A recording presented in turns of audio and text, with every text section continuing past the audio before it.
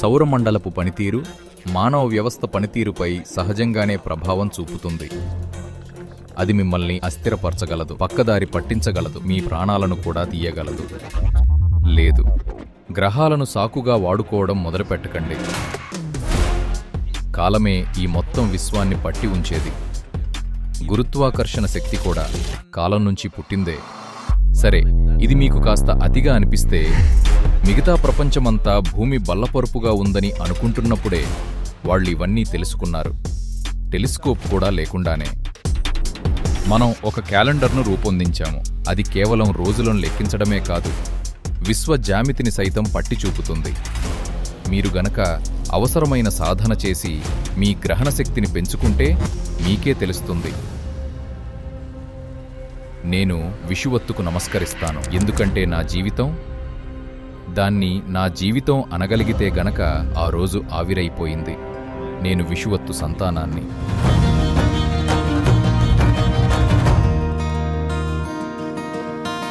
నమస్కారం.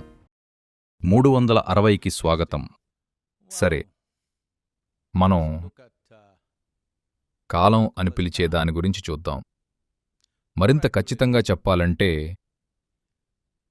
కాలం గురించి మానవ సమాజం అనుభూతి చెందే ఒక నిర్దిష్టమైన అంశం, అదే క్యాలెండర్. మీరు కాలం అనగానే చాలామంది గడియారాన్నే చూస్తారు, లేదా చేతుకున్న వాచీని, లేదా ఈ రోజుల్లో అయితే ఫోన్ను. అవును, కాలానికి ఉన్న ఒక అంశం కొలవడం. ఇది వివిధ చక్రాలకు, ప్రకృతి చక్రాలకు, ఇంకా మనిషి సృష్టించుకున్న చక్రాలకు ఒక సూచికగా ఉపయోగపడుతుంది. అంటే ఆఫీస్కి ఎప్పుడు వెళ్ళాలి, బిల్లులు ఎప్పుడు కట్టాలి, లేదా మీ ఈఎంఐ గడువు ఎప్పుడు లాంటివి. దురదృష్టవశాత్తు ఆధునిక సమాజం అనబడేది ఆర్థిక వ్యవస్థ అనే యంత్రంలో ఎంతగానో లీనమవడంతో కాలంపై మనకున్న భావన అంతా మనం ఏ ఆర్థిక కార్యకలాపాన్ని ఎప్పుడు ఎలా చెయ్యాలి అనే దానిమీదే ఆధారపడి ఉంది. సరే, చాలామందికి అసలు పట్టదు పువ్వులెప్పుడు పూస్తాయో లేదా వర్షాకాలం ఎప్పుడు మొదలవుతుందోనని. ఒకవేళ మనం పువ్వుల గురించి మాట్లాడితే పువ్వుల మార్కెటింగ్కు ఏది ఉత్తమ సమయం? వర్షాకాలం గురించి మాట్లాడితే విత్తనాలు నాటటానికి లేదా పంట కోయటానికి ఏది ఉత్తమ సమయం? అంతా ఆర్థిక శాస్త్రం, మన మనుగడ గురించే. నాకు ఆర్థిక వ్యవస్థతోగాని ఆర్థిక ప్రక్రియతోగాని ఏమీ వ్యతిరేకత లేదు. కానీ కాలాన్ని పరిమితం చేయటం, ఇది అస్తిత్వంలోనే ఒక ప్రగాఢమైన అంశం. దీన్ని కేవలం లావాదేవీల లెక్కకు కుదించటం, ఇది మనం అనుమతించిన ఒక ఘోరమైన తప్పు. గత కొన్ని దశాబ్దాలుగా దీన్ని మన జీవితాల్లోకి జొరబడనిచ్చాం. ఆర్థిక శాస్త్రం ప్రాథమికంగా మనుగడకు సంబంధించింది. ఒకప్పుడు మనుగడంటే ఆహారం, నివాసం. ఈ రోజుల్లో ఆహారం, నివాసం రోజురోజుకీ మరింతగా వ్యవస్థీకృతం అవుతున్నాయి. దురదృష్టవశాత్తు సంక్లిష్టంగా, ఇంకా ఖరీదైనవిగా మారుతున్నాయి. ఇవన్నీ ఉండటంలో తప్పులేదు, కానీ అవి మీ జీవితాన్ని నిర్దేశించేవిగా మారకూడదు. They should not become the determining factors of your life. మీరు ఏ రకమైన ఆహారం తింటారు, ఎలాంటి బట్టలు వేసుకుంటారు, ఎలాంటి ఇంట్లో ఉంటారు, ప్రతి ఒక్కరూ తమ తమ స్తోమతకు అనుగుణంగా వీటిని ఏర్పాటు చేసుకుంటారు. కాని అవి మిమ్మల్ని పరిమితం చేసేవిగా మారకూడదు. అవి కేవలం మీ జీవితానికి తోడ్పడడానికే. మీరు ఆఫీస్కి నడిచి వెళ్లారా, సైకిల్పై వెళ్లారా, లేక కారులో వెళ్లారా, ఇదంతా కేవలం వేర్వేరు వ్యక్తుల ఆర్థిక స్తోమతకు సంబంధించిన విషయం. ఇంకా ప్రజలు చేసుకునే ఎంపికలు, వాళ్లకుండే అవకాశాలను బట్టి ఉంటుంది. కాని ముఖ్యమైనది మీరు అక్కడికి చేరడం. ప్రయాణ సాధనం కేవలం అప్రధానం. జీవితంలో ప్రతి విషయంలోనూ ఇంతే. కాని ఈ అప్రధానమైన విషయాలే మన మనసులలో ఎంతగా ప్రాముఖ్యతను సంతరించుకున్నాయంటే జీవితపు ప్రాథమిక సూత్రాలనే పూర్తిగా మర్చిపోయాం. మీరు శ్రద్ధ పెడితే మీకే అర్థమవుతుంది, కాలం అనేది ఆర్థిక శాస్త్రానికి సంబంధించినది కాదని. యోగులు ఎప్పుడూ కాలాన్ని సృష్టికి ఆధారంగా చూశారు. కాలం ఎప్పుడూ గడిచిపోతూనే ఉంటుంది, కానీ దాన్ని పట్టుకోలేం. దానికి పాజ్ బటన్ లేదు, రివైండ్ సౌకర్యం లేదు. కాలమే ఈ మొత్తం విశ్వాన్ని పట్టి ఉంచేది. గురుత్వాకర్షణ శక్తి కూడా కాలం నుంచి పుట్టిందే. అది కాలానికి అంతరాళానికి ఉన్న సంబంధాన్ని నిర్వహించే ఒక శక్తి, ఇంకా కాలాన్ని వ్యక్తమవ్వటానికి అనుమతిస్తుంది. తెలుసా, మీకు చాలాసార్లు చెప్పాను, కాలం అనుభవం మీరు టాయిలెట్ డోరుకు ఏ వైపున ఉన్నారనే దానిపై ఆధారపడి ఉంటుంది. లోపల ఉన్నవాళ్లు ఒక్క క్షణం అంటారు, కాని మీ అనుభవంలో ఆ ఒక్క క్షణమే ఒక యుగంలా ఉంటుంది. కాబట్టి కాలం లేదా కాలం అనుభవం చాలా సాపేక్షమైనది. మనం ఎలాంటి అనుభూతిని పొందుతున్నామనే దాన్ని బట్టి ఉంటుంది. మీరు గనక ఏదైనా చాలా అప్రియమైన లేదా మీ ప్రమేయం లేని అనుభూతిని పొందుతుంటే అప్పుడు నిమిషాలే సంవత్సరాలుగా మారతాయి. కాని మీరు చాలా ఆహ్లాదకరమైన అద్భుతమైన అనుభూతిని పొందుతుంటే అప్పుడు సంవత్సరాలే క్షణాల్లా గడిచిపోతాయి. ఇది మానవ అనుభవం. సరే, ఇంకా ప్రాథమిక స్థాయిలో చూస్తే మనం చూస్తాం, ఆ చీకటి శూన్యమైన కాళం ప్రతిధ్వనించి రూపాన్ని తీసుకున్నప్పుడు భౌతిక అస్తిత్వం మొదలవుతుంది. సరే, ఇది మీకు కాస్త దూరం లేదా అతిగా అనిపిస్తే, మీ రోజువారీ అనుభవంలో మీరు కాలాన్ని అనుభూతి చెందేది మీ లోపల మీ చుట్టూ జరిగే మార్పుల రూపంలో. భూమి ఒక్కసారి తిరిగితే దాన్ని ఒక రోజు అంటారు. చంద్రుడు భూమి చుట్టూ తిరిగితే దాన్ని నెల అంటాం.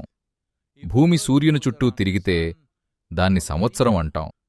ఇలా భౌతిక ప్రపంచంలోని అతి చిన్న అంశం నుండి అతిపెద్ద అంశం వరకు భౌతికత్వంలో ప్రతిదీ ఒక చక్రంలా ఉంటుంది. ఇంకా ఈ మానవ శరీరం ఈ గ్రహంలోని ఒక ముకే కాబట్టి, ఇంకా ఈ గ్రహం సౌరమండలంలో ఒక చిన్న కణం కాబట్టి, సౌరమండలపు పనితీరు సహజంగానే ఒక పాత్ర పోషిస్తుంది మానవ వ్యవస్థ ఎలా పనిచేస్తుందనే దానిలో. మీరు క్యాలెండర్ చూస్తే ప్రపంచంలో చాలా భాగం ఈరోజు అనుసరిస్తున్నది గ్రెగోరియన్ క్యాలెండర్నే. ఇది ప్రాథమికంగా ఒక కలగా పులగం. అది ఎక్కడ్నుండి వచ్చిందో మీరు అర్థం చేసుకోవాలి. అది రోమన్ సామ్రాజ్యం నుండి వచ్చింది. సరే, ప్రపంచంలో చాలా విషయాలు దాదాపు ప్రతిదీ రోమన్ సామ్రాజ్యం నుండే వచ్చిందని చెప్పుకుంటారు. ఎందుకంటే అంతకుముందు ఆ ప్రాంతంలో ఉన్న ప్రతిదీ రోమన్ సామ్రాజ్యం ద్వారా తుడిచిపెట్టుకుపోయింది. నాకు తెలుసు, ఈ రోజుల్లో ప్రపంచంలో తుడిచిపెట్టడం అనేది ఒక ఇష్టమైన పదంగా మారింది. ఇంకా దాని ముఖ్య ఉద్దేశ్యం పన్నుల సేకరణను సులభతరం చేయడం. క్యాలెండర్ అనే పదమే క్యాలెండే నుండి వచ్చింది. దాన్ని ఇలా ఉచ్చరిస్తారు, కాల్ అండ్ డే. అది అప్పులు తీర్చవలసిన రోజు. పౌరులు రోమన్ రాజ్యానికి పన్నులు కట్టాల్సిన రోజు. అది అంగడివాళ్ల చేత అంగడి కోసమే తయారు చేయబడిన క్యాలెండర్. For the marketplace. అదొక అంకెల సౌలభ్యం. అది విశ్వపు విశాల జ్యామితిని పూర్తిగా విస్మరిస్తుంది. అది కేవలం మానవ మనస్సుల్లో అనుకునే ఒక మార్పు మాత్రమే. మీరు గనుక ఒక బ్యాంకర్ అయితే లేదా 2000 సంవత్సరాల క్రితం రోమన్ సామ్రాజ్యంలో ఒక అకౌంటెంట్ అయితే అప్పుడది ఉపయోగకరమే. కాని అది మానవ అనుభవం పరంగా పూర్తిగా సరిపోదు. ఈ మానవ వ్యవస్థ ఎలా విశాల విశ్వానికి ప్రతిబింబమో అది పూర్తిగా విస్మరిస్తుంది. ముఖ్యంగా సూర్యుడు, చంద్రుడు, ఇంకా భూమిని. మీరు తూర్పు దేశాల్లో ఉపయోగించిన క్యాలెండర్లను చూస్తే, ముఖ్యంగా హిందూ లూనిసోలార్ క్యాలెండర్, అది పూర్తిగా భిన్నమైన విధానం. గతంలోని యోగద్రష్టలు ఈ క్యాలెండర్లను రూపొందించిన వారు పన్నులు వసూలు చేయటంలో ఆసక్తి చూపలేదు. వాళ్లు ఆసక్తి చూపింది మానవుడి వికాసం మీద. వాళ్లు గుర్తించారు, ఈ మానవ యంత్రాంగం ఒక ఏకాంత బొడగ కాదని. సుమారుగా 8 నుండి 12,000 సంవత్సరాల క్రితం మొదటి హిందూ క్యాలెండర్ తయారు చేయబడిందని అంచనా. అద్భుతమైన విషయం ఏమిటంటే దానికి మళ్లీ ఎప్పుడూ సవరణ అవసరం రాలేదు. ఎందుకంటే ఇది ఒక లెక్కింపు కాదు, ఇది మనం నివసిస్తున్న విశ్వం, సౌరమండలం యొక్క ఒక పరిశీలన. ఇది మనం ఏదో ఊహించి లెక్కిస్తున్నట్లు కాదు, మనం విషయాలను గమనిస్తున్నాం. ఆ గమనిక నుండి మీరు రోజంతా పక్షిగూడులాంటి మీ అపార్ట్మెంట్ లేదా మీ ఆఫీసులో బందీగా ఉన్నా స్థిరంగా 25 డిగ్రీల సెంటీగ్రేడ్ ఎయిర్ కండిషనింగ్లో అయినప్పటికీ, Whatever takes place in the cosmos, విశ్వంలో ఏది జరిగినా లేదా కనీసం సౌర వ్యవస్థలో లేదా ఈ గ్రహం మీద ఏది జరిగినా అది మీ వ్యవస్థపై ప్రభావాన్ని చూపిస్తుంది. మీరు గనక అవసరమైన సాధన చేసి మీ గ్రహణశక్తిని పెంచుకుంటే మీకే తెలుస్తుంది మానవ వ్యవస్థ విశాల విశ్వానికి ఒక సూక్ష్మ రూపమని. యోగ విజ్ఞానంలో మేమంటాం అండ, పిండాండండ, ఇంకా బ్రహ్మాండ. ఈ జీవాన్ని తయారుచేసే మూల పదార్థం అంటే వ్యక్తిగత మనిషిని ఇంకా విశ్వాన్ని, ఈ మూడు ఒకేదాని యొక్క మూడు అభివ్యక్తులు. అవన్నీ ఒకే కాల సమన్వయంలో ఉన్నాయి. సరే, దీనికి అందరికీ తెలిసిన ఉదాహరణ ఆ సంఖ్య 108, 108. శరీరంలో ఉండే 114 చక్రాలలో 2 శరీరానికి లేదా శారీరక నిర్మాణానికి బయట ఉంటాయి. ఇక ఈ శారీరక నిర్మాణంలో ఉండే 112 చక్రాలలో మనం అసలు పని చెయ్యాల్సింది కేవలం 108 చక్రాల మీదే. మీరు గనక ఈ 108ంటిని ఉత్తేజపరచగలిగితే మిగిలిన 4 వాటంతటా అవే తెరుచుకుని ప్రజ్వలిస్తాయి. అందుకే సంప్రదాయపరంగా మీరు రుద్రాక్ష వేసుకున్నా లేదా ఏ మాల వేసుకున్నా, ఒక హారం లేదా పాశ్చాత్యులు అన్నట్టు నెక్లెస్ వేసుకున్నా దానికి 108 పూసలుంటాయి. దీన్ని జపమాలగా వాడుతారు. మీరు ఏదైనా మంత్రాన్ని జపించినా లేదా ఒక శక్తిక్షేత్రం చుట్టూ ప్రదక్షిణ చేసినా అది 108 సాధన చేస్తారు. ఎందుకంటే మానవ యంత్రాంగంపై పూర్తిపట్టు సాధించాలనుకుంటే అలా 108 విషయాలు చెయ్యాల్సి ఉంటుంది. ఇది సౌరవ్యవస్థలో ఎంతో అందంగా వ్యక్తమవుతుంది. లేదా ఇంకా చెప్పాలంటే ఇది సౌరవ్యవస్థ నుండి మానవ వ్యవస్థపై అద్భుతంగా ముద్రితమైంది. సూర్యుని వ్యాసం భూమి వ్యాసానికి 108 రెట్లు ఉంటుంది. సూర్యునికి భూమికి మధ్య దూరం సూర్యుని వ్యాసానికి 108 రెట్లు ఉంటుంది. చంద్రునికి భూమికి మధ్య దూరం చంద్రుని వ్యాసానికి 108 రెట్లు ఉంటుంది. చాలా అద్భుతంగా ఉంది కదూ?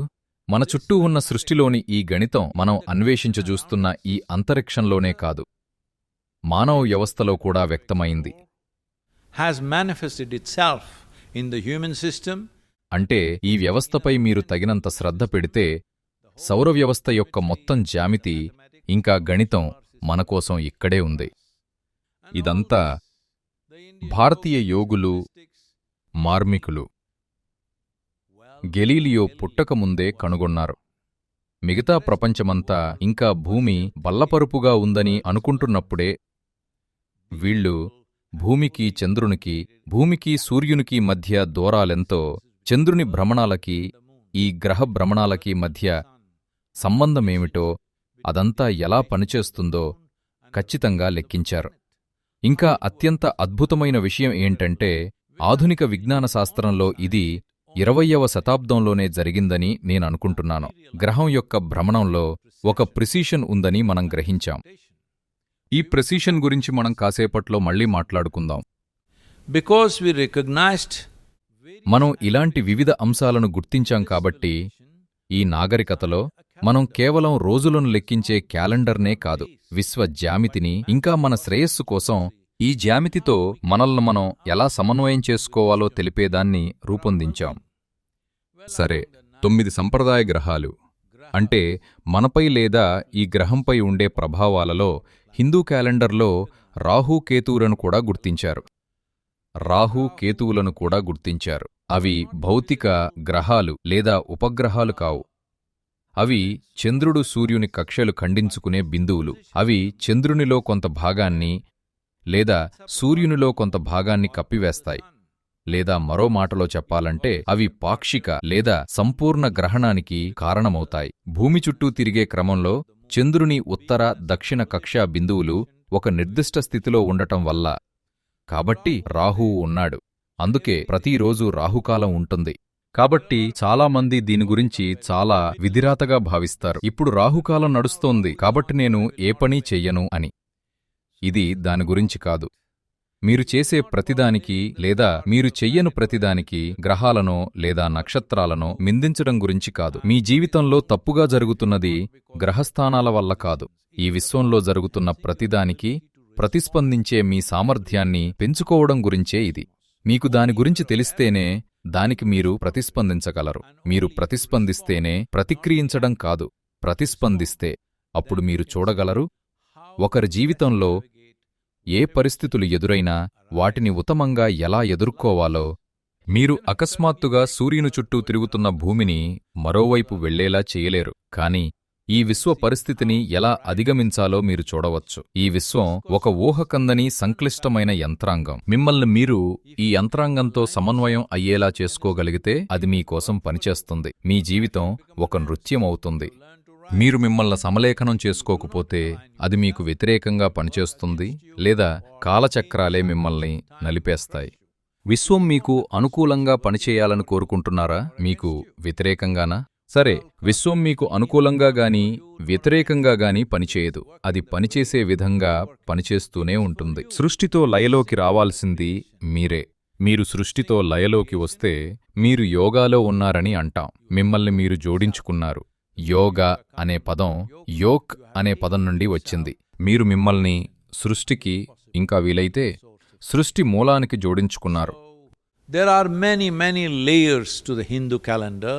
హిందూ క్యాలెండర్లో చాలా పొరలున్నాయి ఈ మహావిశ్వం, ఇంకా సౌర వ్యవస్థ పరంగా. కాని మనం సంక్లిష్టమైన రూపాన్ని చూద్దాం. అదేంటంటే లూనిసోలార్ క్యాలెండర్.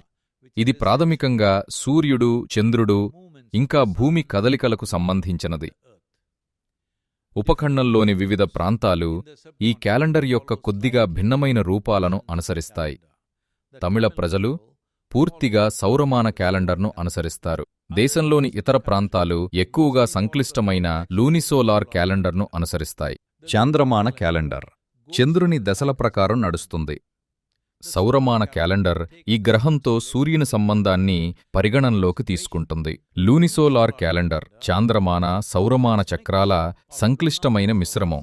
ఎందుకంటే అవన్నీ కదులుతున్న వస్తువులు కాబట్టి ఇది లెక్కించడానికి, అర్థం చేసుకోవడానికి ఒక సంక్లిష్టమైన జ్యామితిగా మారుతుంది. సంవత్సరం, నెల, రోజులోని వేర్వేరు సమయాల్లో దాని ప్రభావం సంక్లిష్టమైనది. ఎందుకంటే చాంద్రమాన చక్రాలు, సౌరమాన చక్రాలు రెండూ పరిగణనలోకి తీసుకోబడతాయి. నేను చెప్తాను అది చాలా ఖచ్చితమైనదని, ఇంకా అది మన జీవితంలోని మరిన్ని అంశాలను పరిగణనలోకి తీసుకుంటుందని. దీన్ని సంస్కృతంలో పంచాంగం అంటారు. దక్షిణ భారత భాషల్లో పంచాంగ్ అని హిందీ మాట్లాడే ప్రజలు పిలుస్తారు. దీనిని పంచాంగ్ అంటారు. అంటే 5 అంగాల క్యాలెండర్. క్యాలెండర్కు 5 అంగాలు. మొదటి అంగాన్ని తిథి అంటారు. అది చాంద్రమాన రోజు. రెండవ అంగం వార లేదా వారం రోజు. సూర్యుడు, చంద్రుడు వంటి 7 ఖగోళ గ్రహాలకు ముడిపడి ఉంటుంది. ఇంకా మూడవ అంగం నక్షత్రం. అది 27 నక్షత్రాల సమూహంలో చంద్రుని స్థానం. ఇంకా 4వ అంగం యోగ లేదా సూర్యుని కదలికను. ఇంకా ఇది ఈ క్యాలెండర్లోని సంక్లిష్టమైన అంశం.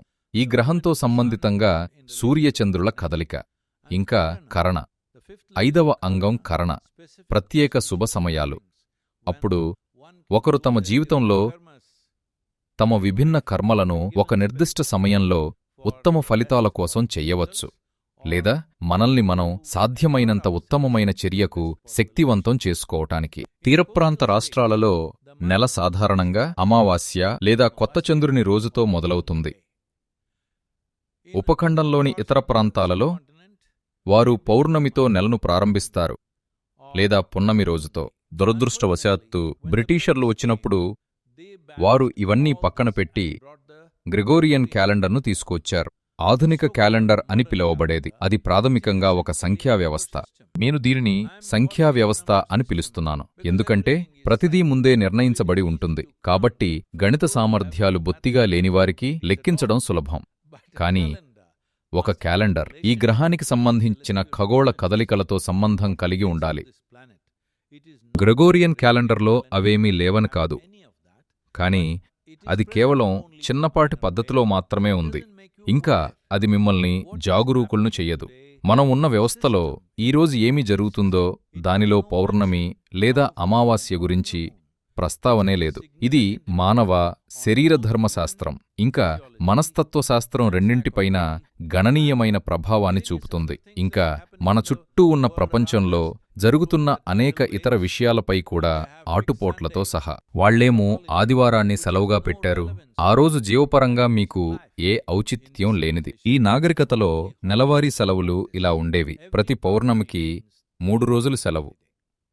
ఒకరోజు ముందు, ఆ రోజు, మరుసటి రోజు. అమావాస్యకి 2 రోజులు సెలవు. ఎందుకంటే పౌర్ణమికి అమావాస్యకి మన వ్యవస్థతో సంబంధం ఉంది, ఈ గ్రహంతో సంబంధం ఉంది, మనం పుట్టిన విధానంతోనే సంబంధం ఉంది.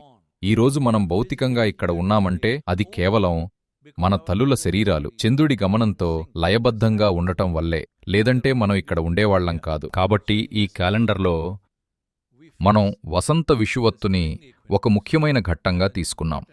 ఎందుకంటే అది వసంతం నుండి వేసవికి మారే సమయం. ఈ సమయంలో ఈ గ్రహం అది స్వీకరించే సౌరశక్తి పరిమాణంలో ముఖ్యమైన మార్పులకి లోనవుతుంది.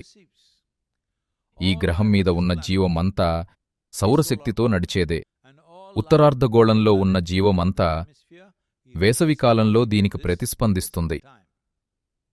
ఎందుకంటే మనం ఉత్తరార్ధగోళంలో ఉన్నాం కాబట్టి ఆ తర్వాత వచ్చే మొదటి పౌర్ణమి లేదా అమావాస్యే సాధారణంగా కొత్త సంవత్సరం మొదలయ్యే సమయం.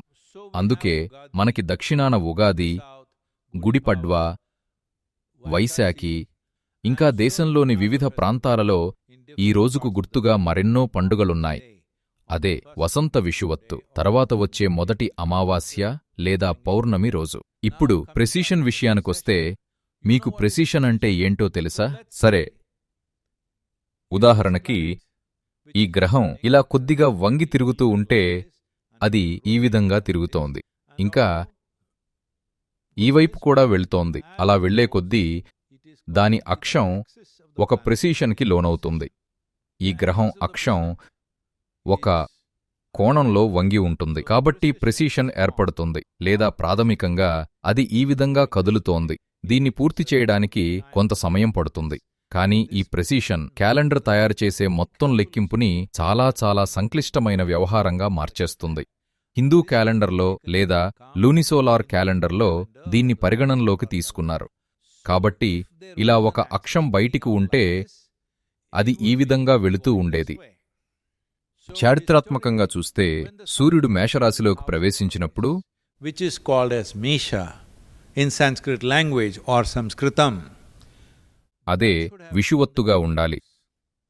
ఎన్నో ఏళ్ల క్రితం అదే విషువత్తు. అది సుమారుగా 5వ శతాబ్దంలో అని అంటారు.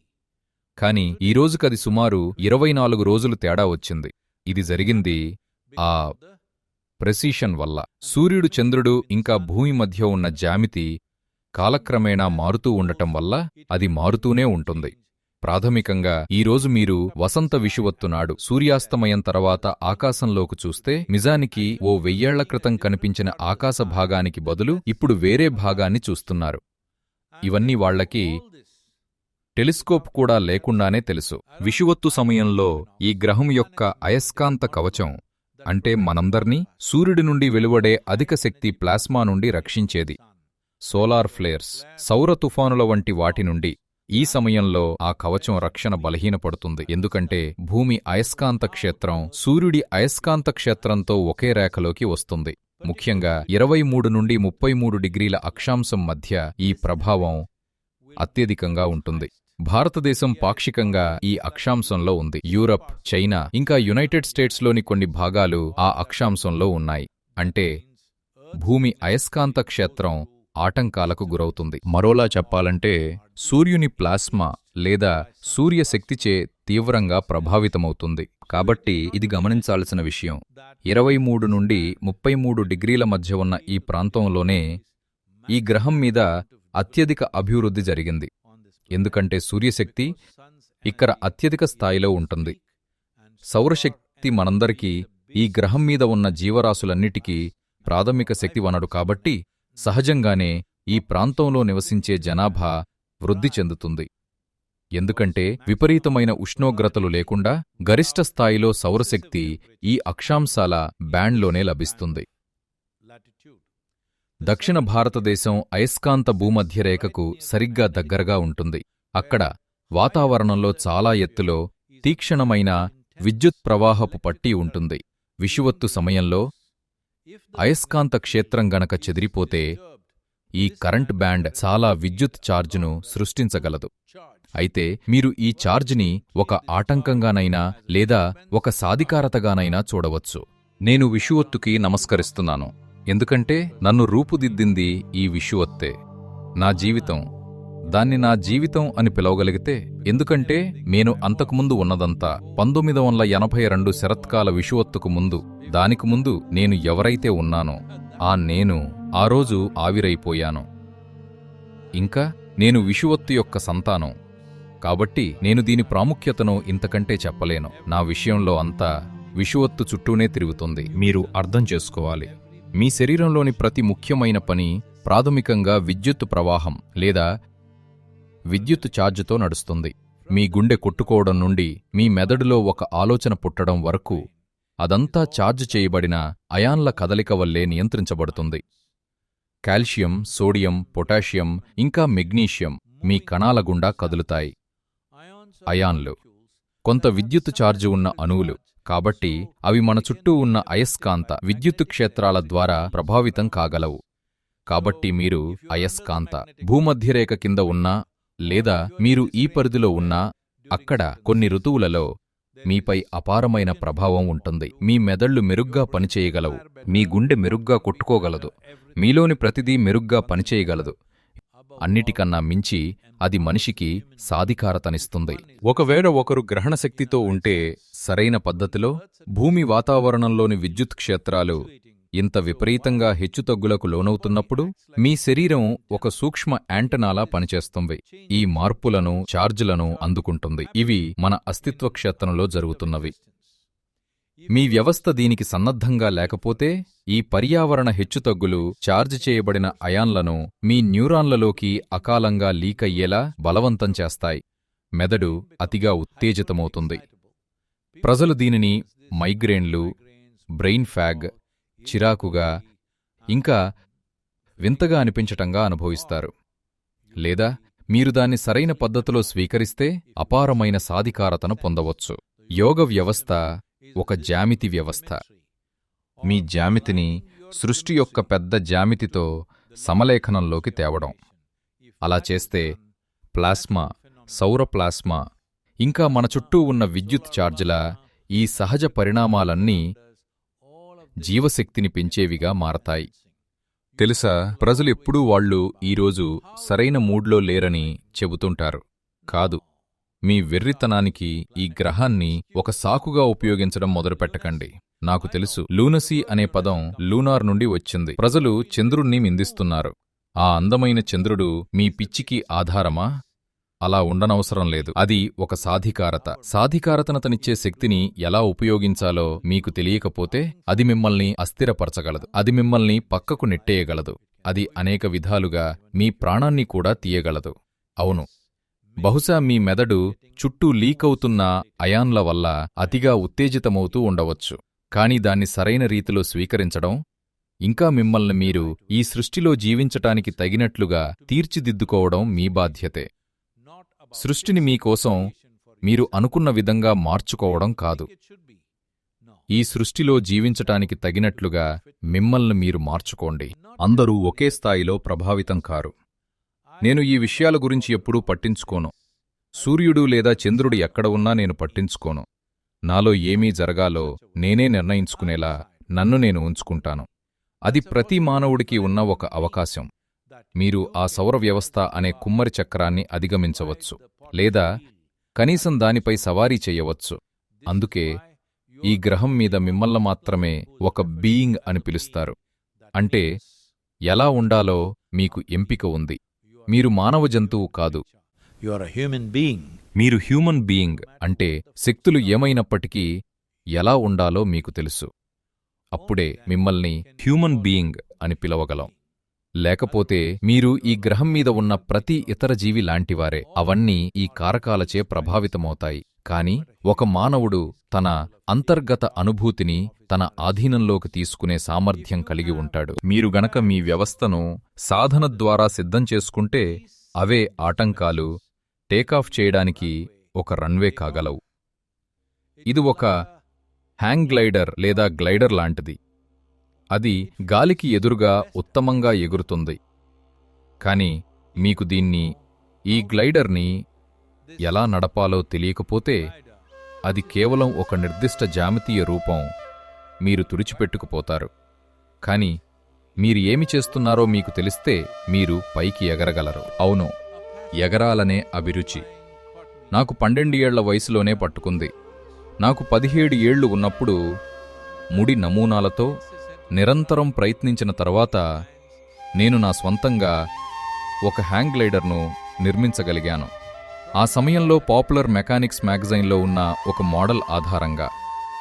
ఇంకా మాకు ఆధునిక సామాగ్రి ఈరోజు అందుబాటులో ఉన్నట్టుగా అప్పుడు లేదు. కాబట్టి మేము కొన్ని పాత పారాచూట్ సిల్క్, వెదురు, ఇంకా అన్ని రకాల పరికరాలు కొని ఒక పెద్ద యంత్రాంగాన్ని నిర్మించాం. అది ఎగురుతుందని మేము నమ్మాము. ఇక అసలు ఎగిరే విషయానికి వస్తే, ఒక కొండవాలు నుండి పరిగెత్తడం నా స్నేహితుల్లో ఎవరూ దానికి సిద్ధపడలేదు. వాళ్లంతా తెలివైన అబ్బాయిలు. నేనొక్కడ్నే తగినంత ప్రేరణతో ఉన్నాను. దాన్ని తీసుకుని ఎగరడానికి ప్రయత్నించేంత మూర్ఖుడిని. అది నిజానికి ఎగరడానికి తయారు చేయబడలేదు. నేను ఆ పరికరంతో టేకాఫ్ అయ్యాను. నేను గాలిలో సుమారు 22 సెకన్ల పాటు ఉన్నానని అనుకుంటున్నాను. వాళ్ళు నాకు చెప్పింది అదే. ఆ తర్వాత అదంతా ముడుచుకుపోయి నేను కింద పడిపోయాను. ఇవి టెన్నెస్సీలోని నునుపైన గుండ్రని కొండలు కావు. ఇది దక్షిణ భారతదేశం. ఇక్కడ కొండలు కఠినంగా రాళ్లతో, ముళ్లతో, అన్నిటితో నిండి ఉంటాయి. మరి అది దానివల్ల నా 2 చీలమండలు విరిగిపోయాయి. నాకు చాలా సరైన హ్యాంగ్ గ్లైడర్ కొనుక్కుని ఎగరడానికి నాకు మరో 5 ఏళ్లు పట్టింది. అయితే నేను చెప్పేదేంటంటే, మన దగ్గర మన శరీరం, మనసు అనే అద్భుతమైన పరికరాలున్నాయి. కాని అవి పైకెగరాలంటే వాటిని మీరు సరిగ్గా పట్టుకోవాలి. లేదంటే మనల్ని నిలబెట్టే ప్రతి సహజ శక్తి మనకు వ్యతిరేకంగా ఉందని మనం అనుకుంటాం. వాటిని ఆటంకాలుగా భావిస్తారు, ప్రతికూల శక్తులుగా చూస్తారు. కాదు కాదు, మీరు సరైన మార్గంలో ఉంటే ఇవి మీకు బలాన్నిచ్చే శక్తులు. ఈ రోజుకు కూడా అన్ని విమానాలు గాలికి ఎదురుగా టేకాఫ్ అవుతాయి, గాలి వాటంలో కాదు. ఇది మీరు తెలుసుకోవాలి. తర్వాతిసారి మీరు విమానమెక్కినప్పుడు ఒక్కసారి ఆ విండ్సాక్ని చూడండి. గాలి మీకు వ్యతిరేకంగా ఉంటుంది. అప్పుడే మీరు బాగా పైకి ఎగరగలరు. కాబట్టి ఒక ఆటంకం అనిపించేది కేవలం దానికి మీరు సిద్ధంగా లేనప్పుడు మాత్రమే. మిమ్మల్ని మీరు తగినంతగా సిద్ధం చేసుకుని ఉంటే అది తర్వాతి స్థాయికి వెళ్లడానికి ఒక అవకాశం. ఒక వ్యక్తిలో పిచ్చికి కారణమయ్యే అదే విశ్వజ్యామితి మరొకరిలో వికాసాన్ని ప్రేరేపించగలం. అది పూర్తిగా మీ వ్యవస్థను మీరెలా తీర్చిదిద్దుకున్నారనే దానిపై ఆధారపడి ఉంటుంది. విషవత్తుల సమయంలో గమనించాల్సిన ఒక చిన్న విషయం ఏంటంటే, మీ జుట్టును తడిగా ఉంచుకోవడం, ముఖ్యంగా సంధ్య వేళల్లో లేదా రోజులో 4 సార్లు వచ్చే సంధి కాలంలో, అంటే ఉదయం, మధ్యాహ్నం, సాయంత్రం, ఇంకా అర్ధరాత్రి. అయితే అర్ధరాత్రి సంధ్య చాలామందికి వర్తించకపోవచ్చు. ఒకవేళ జుట్టును తడిగా ఉంచుకోలేకపోయినా, లేదా కాలం ఇంకా ఇక్కడ జీవించడం అనేది మీ జుట్టుపై ప్రభావం చూపి ఉంటే, కనీసం నడినెత్తిని తడిగా ఉంచుకోవాలి. దీన్ని మీరు అమావాస్య, పౌర్ణమి రోజుల్లో కూడా చెయ్యవచ్చు. The new moon days and the full moon days. కానీ విషవత్తు నుండి ఆయనం వరకు ఉండే ఈ కాలం ముఖ్యమైనది.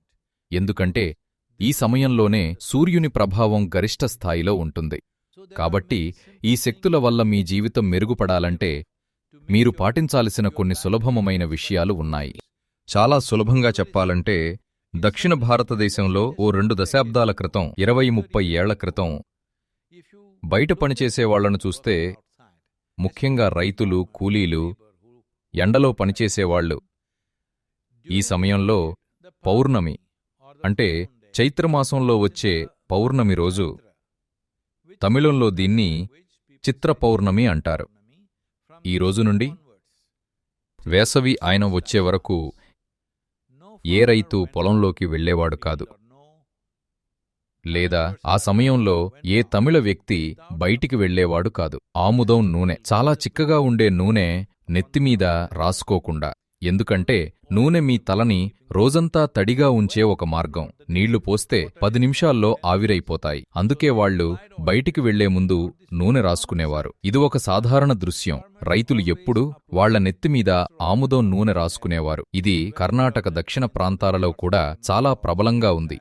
దీన్ని నేను నా పొలాల్లో చూశాను. కూలీలు ఎప్పుడూ పొలానికి రాలేదు వాళ్ల నెత్తిమీద నూనె లేకుండా. అందుకే ఈ సంస్కృతిలో పండుగలను ఆ విధంగా ఏర్పాటు చేశారు. అన్ని భారతీయ పండుగలు క్యాలెండర్ ఆధారితమైనవే కాని నమ్మకాల ఆధారితమైనవి కాదు. సూర్యుడు, చంద్రుడు, భూమి ఎలా అమరి ఉన్నాయనే దాని ఆధారంగా ఉంటాయి. ఆ రోజున ఏమీ జరుగుతుందో గమనించి ప్రక్రియలను సృష్టించారు. తద్వారా ప్రజలు అందులో పాలు పంచుకుని కొన్ని శక్తుల వల్ల ప్రభావితం కాకుండా అవే శక్తుల వల్ల ప్రయోజనం పొందేలా.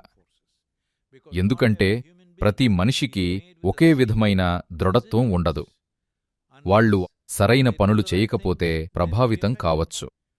ఒకరు తేలికగా దాటగలిగేది మరొకరిని కుంగదీయవచ్చు. కాబట్టి ఎన్నో సులభమైన విషయాలు సూచించారు. ఉదాహరణకు సీజనల్ పండ్లు, కూరగాయలు తినడం అనేది ఒక ప్రాథమిక అంశం. ఎందుకంటే మీరు తీసుకునే ఆహారం మీరు పీల్చే శ్వాసంతా ముఖ్యమైనది. అయితే మీరు దక్షిణ భారతీయులైతే ఈ సమయంలో ఆంధ్రప్రదేశ్లో లక్ష్మీచారు అని పిలిచేది తీసుకుంటారు. తమిళనాడులో పళైసాదం, కర్ణాటకలో కూడు. ఈ పదార్థాలు ఏమిటంటే ఇవి శరీరాన్ని చల్లబరిచేవి. ఇవి శరీరాన్ని చల్లబరుస్తాయి. వీటిలో B12 పుష్కలంగా ఉంటుంది. ఈ ఆహారాల్లోని చలువ చేసే గుణం ఇంకా B12 అధికంగా ఉండటం సూర్యకిరణాలు ఒక నిర్దిష్ట స్థాయి తీవ్రతతో ఉన్నప్పుడు చాలా ముఖ్యం. ఈ విషయాలు వాళ్ళు ఎప్పుడో గ్రహించి ఈ మధ్య వరకు శ్రద్ధగా పాటించేవారు. కాని ఈరోజు మీరు న్యూజిలాండ్ నుండి పండ్లు ఇంకా 3 నెలల క్రితం వండిన ఇటలీ పాస్తా తినాలనుకుంటున్నారు. నాకు ఈ ఆహారాల పట్ల లేదా ఆ ప్రదేశాల పట్ల ఏమీ వ్యతిరేకత లేదు. ఎంచుకునే స్వేచ్ఛ ఉండటం గొప్ప విషయమే. కాని ఏది శ్రేయస్సును తెస్తుందో దాన్ని ఎంచుకోవటం మీరు నేర్చుకోవాలి. దాని చుట్టూ అప్పుడప్పుడు ఇతర ప్రాంతాల నుండి వచ్చే ఆహారాలతో ఒక చిన్న సాహసం చెయ్యాలనుకోవటం ఫర్వాలేదు. కాని ముఖ్యమైన విషయం ఏంటంటే మీరు అర్థం చేసుకోవాలి, మీరు తీసుకునే ఆహారం మీ శ్రేయస్సుకు ఒక ప్రాథమిక సాధనమని. హిందూ క్యాలెండర్లో సంవత్సరం 2 భాగాలుగా విభజించబడింది. డిసెంబర్లో శీతాకాల ఆయన నుండి జూన్లో వేసవి ఆయనం వరకు ఉన్న కాలాన్ని ఉత్తరాయణం అంటారు. ఇది సూర్యుని ఉత్తర ప్రయాణం. గడిచే ప్రతిరోజుతో సూర్యుడు ఉత్తరం వైపు కదులుతాడు. ప్రతిరోజు సూర్యోదయం మరికొంచెం ఉత్తరం వైపు జరగడం మీరు గమనిస్తారు. వేసవి ఆయనం, శీతాకాల ఆయనం మధ్య కాలాన్ని దక్షిణాయనం అంటారు. ఇది దక్షిణ ప్రయాణం. అప్పుడే సూర్యుడు దక్షిణం వైపు కదలడం మొదలుపెడతాడు. యోగ సంప్రదాయంలో ఉత్తరాయణాన్ని పంటకోతల కాలంగా చూస్తారు. వ్యవసాయపరంగానూ ఆధ్యాత్మిక ఎదుగుదల పరంగా కూడా దీన్ని కైవల్యపాదం అంటారు. దక్షిణాయనాన్ని మిమ్మల్ని మీరు తీర్చిదిద్దుకునే కాలంగా పరిగణిస్తారు. దీన్ని సాధనపాదం అంటారు. ఈ ఆధ్యాత్మిక కోణాలే కాకుండా అనేక ఆరోగ్య సంబంధిత అంశాలు ఉన్నాయి. మీ జీవక్రియ, మీ గ్రంథుల పనితీరు, మీ రోగనిరోధక శక్తి, సంవత్సరంలోని వేర్వేరు సమయాల్లో ఇవన్నీ విభిన్నంగా పనిచేస్తాయి. ఇది గమనించారు కూడా. అనేక అధ్యయనాలు ధృవీకరించాయి. ఉత్తరాయణంలో మెదడులో న్యూరాన్ల పెరుగుదల, వాటి మధ్య కనెక్షన్లు చాలా ఎక్కువగా ఉంటాయని ధృవీకరించాయి. దక్షిణాయనంలో ఆ వ్యవస్థ ఒక మెదడులో ప్రక్షాళన లేదా శుద్ధివైపు మారుతుంది, ఒక రకమైన క్లీనప్ దశలోకి. ఇదంతా ఉత్తరార్ధగోళం పరంగా చెబుతున్నాం. ఎందుకంటే అత్యధిక జనాభా చాలా కాలం పాటు ఎక్కువగా ఉత్తరార్ధగోళంలోనే ఉన్నారు. ఈ అంశాలన్నిటినీ దృష్టిలో ఉంచుకుని ఈ సహజ ప్రక్రియల నుండి మీరు ప్రయోజనం పొందేలా పండుగల ద్వారా మనం వివిధ పద్ధతులను ఏర్పాటు చేసుకున్నాం. ఉదాహరణకి మార్గళిని తీసుకుందాం. తమిళ నెల అయిన మార్గళి డిసెంబర్ 16న ప్రారంభమవుతుంది, దక్షిణాయనం చివర్లో. మార్గళి అనేది స్థిరత్వం, సమతుల్యం తీసుకురావడానికి సరైన సమయం. దీనికోసం మీరు చేయగల సాధనలు చాలా ఉన్నాయి. చన్నీటి స్నానం చేయమని చెప్పాం కదా. సూర్యోదయానికి ముందు, వీలైతే బ్రహ్మ ముహూర్తంలో. మీరు చల్లటి నీటిలో మునిగినప్పుడు రక్తనాళాలు, ముఖ్యంగా చర్మం కింద ఉన్నవి, మీ శరీరమంతటా సంకోచిస్తాయి లేదా చాలా ఇరుకుగా మారతాయి. ఇది వేడిని శరీరం నుండి బయటకు పోనివ్వకుండా శక్తిని ఆదా చేస్తుంది. ఈ సంకోచం ఇంకా రోజువారీ పనుల వల్ల సహజంగా జరిగే వ్యాకోచం వల్ల రక్తనాళాలు మరింత ఫ్లెక్సిబుల్గా మారతాయి. ఆరోగ్యకరమైన రక్తపోటును నిర్వహించడానికి ఇంకా హృదయనాళ వ్యవస్థకు ఇది చాలా ముఖ్యం. ఈ ప్రక్రియను ఒక్కరోజు మాత్రమే చేయటం వల్ల శరీరానికి షాక్ మాత్రమే తగులుతుంది. అది శాశ్వత శారీరక మార్పులేవీ తీసుకురాదు. అందుకే దీన్ని ఒక మండలం, అంటే 40 నుండి 48 రోజుల పాటు చేయమని చెబుతాం. మీరు ఒక మండలం పాటు ఈ ప్రక్రియను పాటిస్తే అది మీ హృదయనాళ వ్యవస్థ ఆరోగ్యాన్ని మెరుగుపరుస్తుంది. ఇలాంటివి చాలా అంశాలున్నాయి. నేను అన్ని ఆరోగ్య అంశాల్లోకి వెళ్ళను, ఎందుకంటే మనం మాట్లాడుతున్నది అసలు జీవం గురించి, కేవలం ఆరోగ్యం గురించి కాదు. బహుశా చాలామందికి ఆరోగ్య ప్రయోజనాలే స్పష్టంగా కనిపించవచ్చు, కాని అసలు విషయం కేవలం ఆరోగ్యం గురించి కాదు. మనం చూసుకోవాల్సింది ఏంటంటే శరీరం, మనసు మన జీవితంలో అడ్డంకులుగా మారకుండా ఉండాలి. అవి సోపానాలుగా మారాలి, మీ తక్షణ ఇంకా అంతిమ శ్రేయస్సు కోసం. సరే, అందులో భాగంగా మనకు ఆరోగ్యం కావాలి, భావోల్లాసం కావాలి, మనసు చురుకుదనం కావాలి. కాని ఇవేవీ తమకు తామే లక్ష్యాలు కావు. మనిషిగా జీవించటంలోని మరింత లోతైన అంశాలను అన్వేషించటానికి వీటిని ఒక ఆధారంగా ఉపయోగించుకోవాలి. మానవ జీవితం కేవలం బతకడంతోనే ముగిసిపోదు. బతకడానికి కావాల్సినవి సమకూరిన తర్వాతే మానవ జీవితం అసలు మొదలవుతుంది. అన్నింటికన్నా ముఖ్యంగా మీరు మనిషైతే నక్షత్రాలు, గ్రహాలు మీ జీవితానుభవాన్ని నిర్ణయించాల్సిన పనిలేదు. మీరు కేవలం మీరొక్కరే మీ అంతర్గత అనుభవాన్ని నిర్ణయించుకోవాలి. కాబట్టి చంద్రుడు, సూర్యుడు, క్యాలెండర్ ఇవన్నీ ముఖ్యమైనవే, కాని వాటి ధ్యాసలోనే ఉండిపోకండి. ఒక కన్నడ యోగి దేవరదాసిమయ్య రాసిన ఒక అద్భుతమైన పద్యం ఉంది. ఆయన గురించి మీరు వినే ఉంటారనుకుంటున్నాను. వినకపోతే ఆయన కవిత్వం వెతకండి, అది అద్భుతంగా ఉంటుంది. ఆ పద్యంలోని ఒక చరణం మీకు చదివి వినిపిస్తాను. అచ్చ శివభక్తంగే ಹೊತ್ತಾರೆ ಅಮಾವಾಸ್ಯೆ ಮಟ್ಟ ಮಧ್ಯಾಹ್ನ ಸಂಕ್ರಾಂತಿ ಮತ್ತೆ ಅಸ್ತಮಾನ ಪೌರ್ಣಮಿ ಹುಣ್ಣಿಮೆ ಭಕ್ತನ ಮನೆಯ ಅಂಗಳವೇ వారణాసి కాణ రామనాథ. దానర్థం ఏంటంటే శివునితో పూర్తిగా మమేకమైన వారికి తెల్లవారుజాము లేదు, అమావాస్య లేదు, మధ్యాహ్నం లేదు, విసువత్తులు లేవు, సూర్యాస్తమయాలు, పౌర్ణములు లేవు. అతని ఇంటి ముంగిటే నిజమైన వారణాసి, ఓ రామనాథ. కాబట్టి ఒక యోగి అంటే కాలంతో ఐక్యస్థితిలో ఉన్నవాడు, అంటే మనం శివ అని పిలిచే ఈ సృష్టికి మూల పదార్థమైన దేశకాలాలతో ఐక్యస్థితిలో ఉన్నవాడు. అలాంటివాడు ఈ విశ్వ కదలికల ప్రభావానికి అతీతంగా ఉంటాడు. చంద్రుడు నిండుగా ఉన్నాడా లేడా, సూర్యుడు ఉత్తరానికి కదులుతున్నాడా, దక్షిణానికి కదులుతున్నాడా అనే దాన్ని బట్టి అతని అంతర్గత అనుభవం నిర్ణయించబడదు. ఎందుకంటే మానవ చైతన్యం సృష్టిలోని ఈ భౌతిక రూపాలన్నింటికీ అతీతమైనది. అవి ఎలా కదులుతున్నా సరే యోగ లక్ష్యం అదే, మీ జీవితానుభవాన్ని మీ ఆధీనంలోకి తీసుకురావడం. అప్పుడు అది ఇకపై భౌతిక సృష్టి చక్రాల చేత నిర్ణయించబడదు. కాని మీరు ఆ విముక్తి స్థితికి చేరుకునే వరకు, మీరు దేశకాల చక్రాలను అధిగమించే వరకు ఆ చక్రాలపై స్వారీ చేయడం నేర్చుకోవాలి. ఈ చక్రాలపై స్వారీ చేయడానికి సరైన క్యాలెండర్ అవసరం. కాబట్టి దయచేసి మీకై మీరు ఒక అద్భుతమైన జీవితాన్ని సృష్టించుకోవటానికి, నిర్మించుకోవటానికి పంచాంగాన్ని ఉపయోగించడం నేర్చుకోండి. మన చుట్టూ ఉన్న సృష్టి యొక్క అద్భుతమైన, గహనమైన, సంక్లిష్టమైన స్వభావాన్ని అభినందించడం నేర్చుకోండి. కానీ అన్నింటికంటే ముఖ్యంగా అన్వేషించండి మానవ చైతన్యం యొక్క ఆ మహాద్భుతమైన స్వభావాన్ని. మళ్ళీ 360లో కలుద్దాం.